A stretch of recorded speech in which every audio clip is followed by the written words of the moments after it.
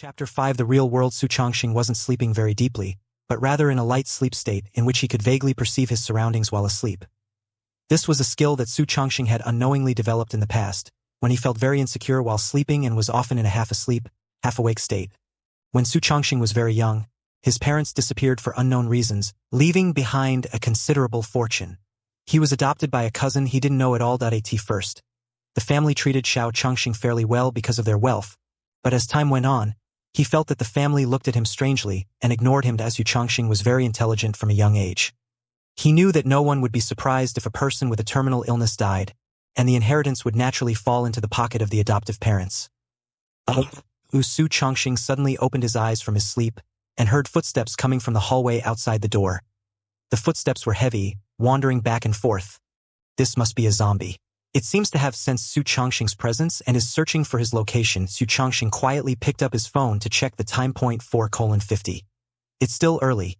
He opened the bottle and took a big gulp of water.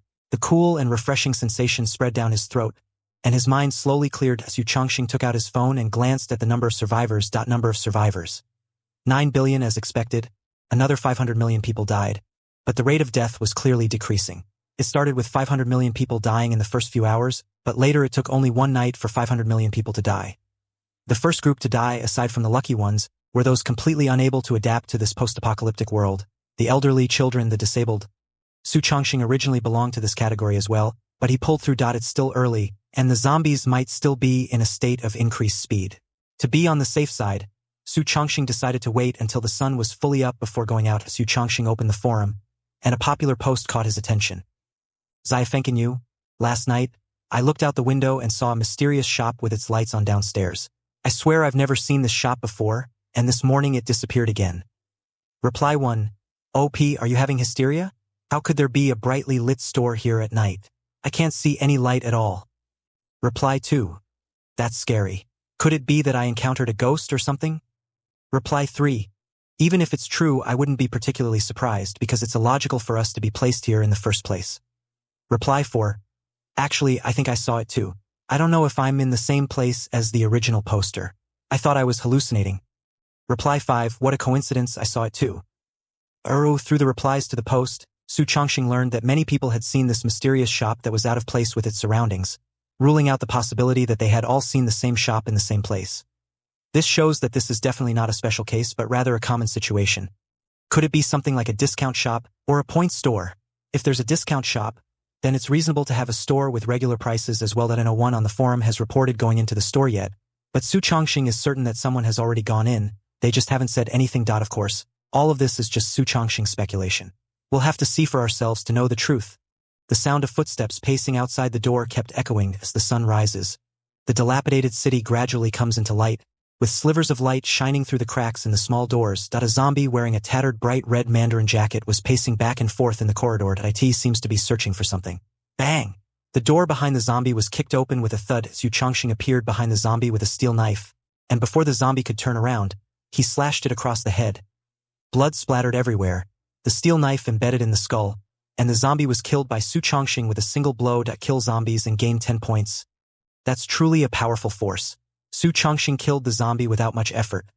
Its strength was greater than he had imagined, comparable to some top power athletes. What he lacks now is combat skills, but against these zombies that only attack in a straightforward manner, simple slashing is enough.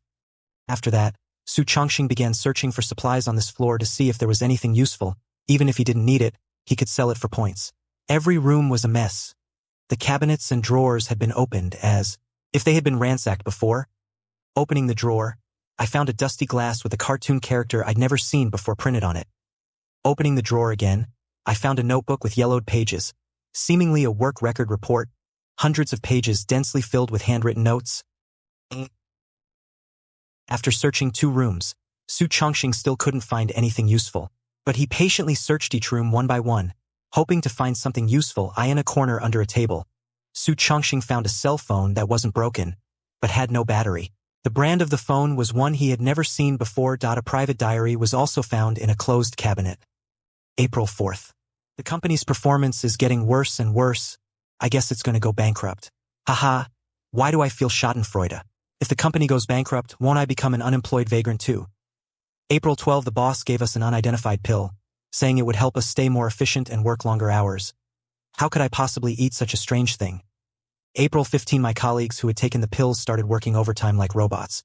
Is this the beginning of the so-called 007 work schedule? That's really ironic. I bet this world is doomed. April 16, I was fired for refusing to take medication, which felt good. At least I felt relieved. Maybe being homeless isn't such a bad option. The diary ends here with no year, only the date, suggesting that the diary's owner never had the habit of writing a diary and was simply expressing their feelings, as Su Chongxing could sense that the world was already in a state of extreme oppression before the apocalypse broke out, and the company's employees needed to take medication to work so that the company could keep up with the pace of society. Furthermore, there are already a large number of homeless people in society. It's such a cliched apocalyptic world, or perhaps the apocalypse was born out of such circumstances.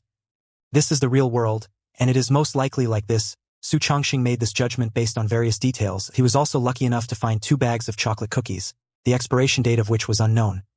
Shelf life, 2 years expiration date, March 3, 2980. Because he doesn't know what time the world is currently in, he has no way of knowing whether it has expired. He didn't dare eat those 2 bags of chocolate chip cookies either.